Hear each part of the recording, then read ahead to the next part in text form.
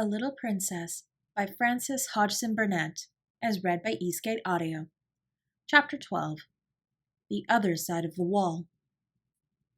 When one lives in a row of houses, it is interesting to think of the things which are being done and said on the other side of the wall of the very rooms one is living in. Sarah was fond of amusing herself by trying to imagine the things hidden by the wall which divided the select seminary from the Indian gentleman's house.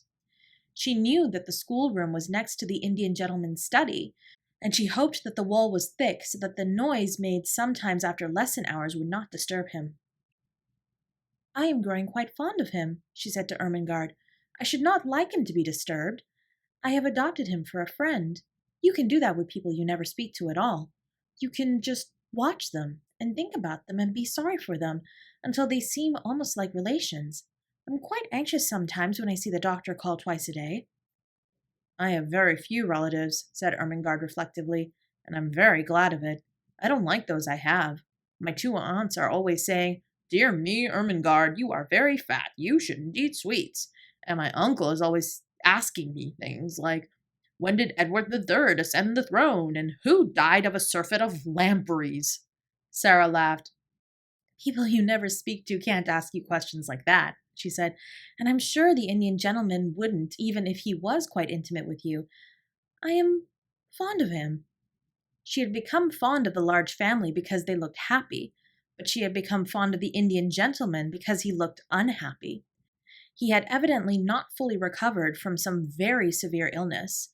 In the kitchen, where, of course, the servants, through some mysterious means, knew everything, there was much discussion of his case. He was not an Indian gentleman really, but an Englishman who had lived in India.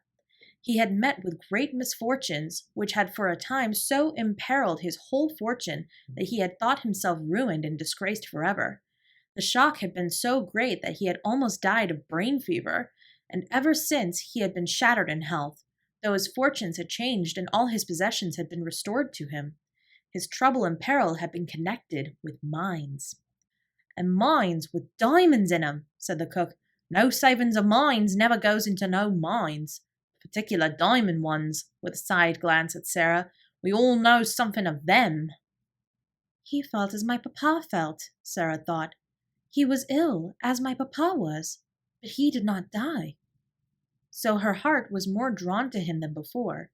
When she was sent out at night, she used sometimes to feel quite glad, because there was always a chance that the curtains of the house next door might not yet be closed, and she could look into the warm room and see her adopted friend. When no one was about, she used sometimes to stop, and, holding to the iron railings, wish him good night as if he could hear her. "Perhaps you can feel, if you can't hear," was her fancy. "Perhaps kind thoughts reach people somehow, even through windows and doors and walls. Perhaps you feel a little warm and comforted, and don't know why. When I am standing here in the cold and hoping you will get well and happy again. I am so sorry for you," she would whisper in an intense little voice. "I wish you had a little missus who could pet you as I used to pet papa when he had a headache. I should like to be your little missus myself, poor dear. Good night. Good night. God bless you." She would go away, feeling quite comforted and a little warmer herself. Her sympathy was so strong that it seemed as if it must reach him somehow as he sat alone in his armchair by the fire, nearly always in a great dressing gown and nearly always with his forehead resting in his hand as he gazed hopelessly into the fire. He looked to Sarah like a man who had a trouble on his mind still, not merely like one whose troubles lay all in the past. "He always seems as if he were thinking of something that hurts him now," she said to herself. "But he has got his money back, and he will get over his brain fever in time, so he ought not to look like that. I wonder if there is something else." If there was something else, something even servants did not hear of, she could not help believing that the father of the large family knew it, the gentleman she called Mr. Montmorency. Mr. Montmorency went to see him often, and Mrs. Montmorency and all the little Montmorencys went too, though less often. He seemed particularly fond of the two elder little girls, the Janet and Nora who had been so alarmed when their small brother Donald had given Sarah his sixpence. He had, in fact, a very tender place in his heart for all children, and particularly for little girls. Janet and Nora were as fond of him as he was of them, and looked forward with the greatest pleasure to the afternoons when they were allowed to cross the square and make their well-behaved little visits to him. They were extremely decorous little visits, because he was an invalid. "He is a poor thing," said Janet, "and he says we cheer him up. We try to cheer him up very quietly." Janet was the head of the family and kept the rest of it in order. It was she who decided when it was discreet to ask the Indian gentleman to tell stories about India, and it was she who saw when he was tired and it was time to steal quietly away and tell Ram Das to go to him. They were very fond of Ram Das. He could have told any number of stories if he had been able to speak anything but Hindustani. The Indian gentleman's real name was Mr. Carrisford, and Janet told Mr. Carrisford about the encounter with the little girl who was not a beggar. He was very much interested, and all the more so when he heard from Ram Das of the adventure of the monkey on the roof. Ram Das made for him a very clear picture of the attic and its desolateness, of the bare floor and broken plaster, the rusty, empty grate, and the hard, narrow bed.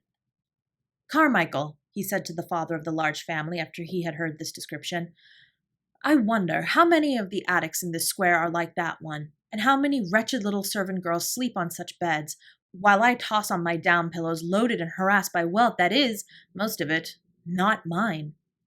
"My dear fellow," Mr. Carmichael answered cheerily, "the sooner you cease tormenting yourself, the better it will be for you. If you possessed all the wealth of all the Indies, you could not set right all the discomforts in the world, and if you begin to refurnish all the attics in this square, there would still remain all the attics in all the other squares and streets to put in order. And there you are." Mr. Carrisford sat and bit his nails as he looked into the glowing bed of coals in the grate. "Do you suppose," he said slowly after a pause, "do you think it is possible that the other child, the child I never cease thinking of, I believe, could possibly be reduced to any such condition as the poor little soul next door?" Mr. Carmichael looked at him uneasily. He knew that the worst thing the man could do for himself, for his reason and his health, was begin to think in the particular way of this particular subject. "If the child at Madame Pascal's school in Paris was the one you are in search of," he answered soothingly, "she would seem to be in the hands of people who can afford to take care of her. They adopted her because she had been the favorite companion of their little daughter who died. They had no other children, and Madame Pascal said that they were extremely well-to-do Russians." "And the wretched woman actually did not know where they had taken her!" exclaimed Mr. Carrisford. Mr. Carmichael shrugged his shoulders. She was a shrewd, worldly Frenchwoman, and was evidently only too glad to get the child so comfortably off her hands when the father's death left her totally unprovided for. Women of her type do not trouble themselves about the futures of children who might prove burdens. The adopted parents apparently disappeared and left no trace. But you say if the child was the one I am in search of. You say if. We are not sure. There was a difference in the name. Madame Pascal pronounced it as if it were Carew instead of Crew, but that might merely be a matter of pronunciation. The circumstances were curiously similar. An English officer in India had placed his motherless little girl at the school. He had died suddenly after losing his fortune. Mr. Carmichael paused a moment, as if a new thought had occurred to him. "Are you sure the child was left at a school in Paris? Are you sure it was Paris?"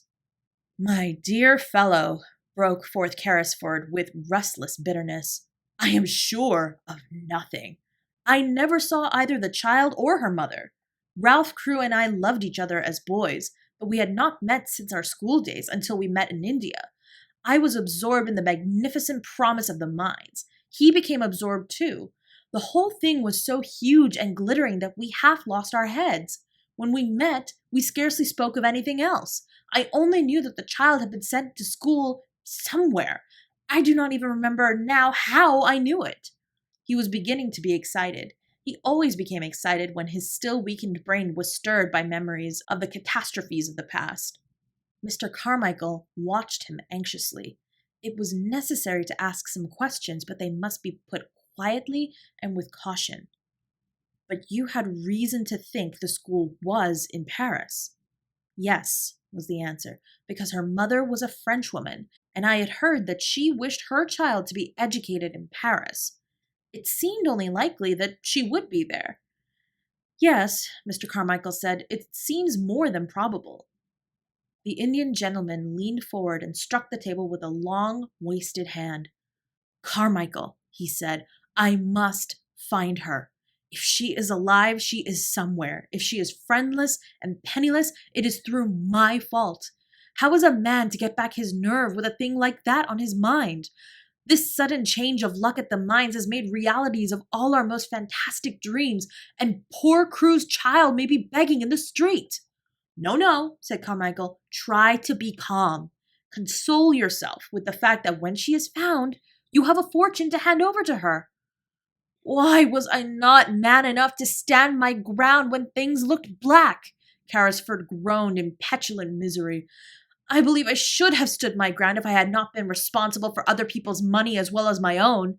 Poor Crewe had put into the scheme every penny that he owned. He trusted me, he loved me, and he died thinking I had ruined him. I, Tom Carrisford, who played cricket at Eton with him. What a villain he must have thought me. Don't reproach yourself so bitterly. I don't reproach myself because the speculation threatened to fail. I reproach myself for losing my courage. I ran away like a swindler and a thief because I could not face my best friend and tell him I had ruined him and his child. The good-hearted father of the large family put his hand on his shoulder comfortingly. You ran away because your brain had given way under the strain of mental torture, he said. You were half delirious already. If you had not been, you would have stayed and fought it out. You were in a hospital, strapped down in bed, raving with brain fever 2 days after you left the place. Remember that. Carrisford dropped his forehead in his hands. Good God, yes, he said. I was driven mad with dread and horror. I had not slept for weeks. The night I staggered out of my house, all the air seemed full of hideous things mocking and mouthing at me. That is explanation enough in itself, said Mr. Carmichael. How could a man on the verge of brain fever judge sanely? Carrisford shook his drooping head.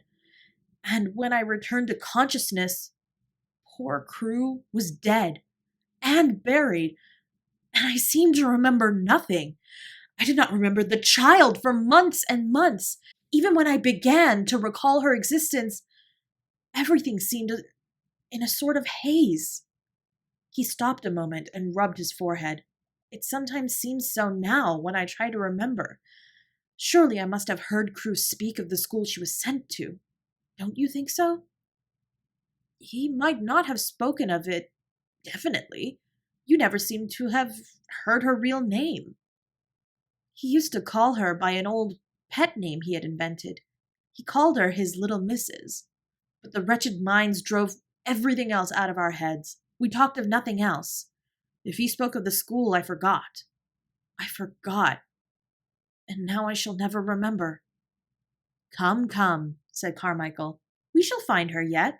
We will continue to search for Madame Pascal's good-natured Russians. She seemed to have a vague idea that they lived in Moscow. We will take that as a clue. I will go to Moscow. If I were able to travel, I would go with you, said Carrisford. But I can only sit here, wrapped in furs, and stare at the fire. And when I look into it, I seem to see Crewe's gay young face gazing back at me. He looks as if he were asking me a question. Sometimes I dream of him at night, and he always stands before me and asks the same question in words. Can you guess what he says, Carmichael? Mr. Carmichael answered him in a rather low voice. Not exactly, he said. He always says, Tom, old man, Tom, where is the little missus? He caught at Carmichael's hand and clung to it. I must be able to answer him, I must, he said. Help me to find her, help me. On the other side of the wall, Sarah was sitting in her garret, talking to Melchizedek, who had come out for his evening meal. It has been hard to be a princess today, Melchizedek, she said. It has been harder than usual. It gets harder as the weather grows colder and the streets get more sloppy. When Lavinia laughed at my muddy skirt as I passed her in the hall, I thought of something to say all in a flash, and I only just stopped myself in time.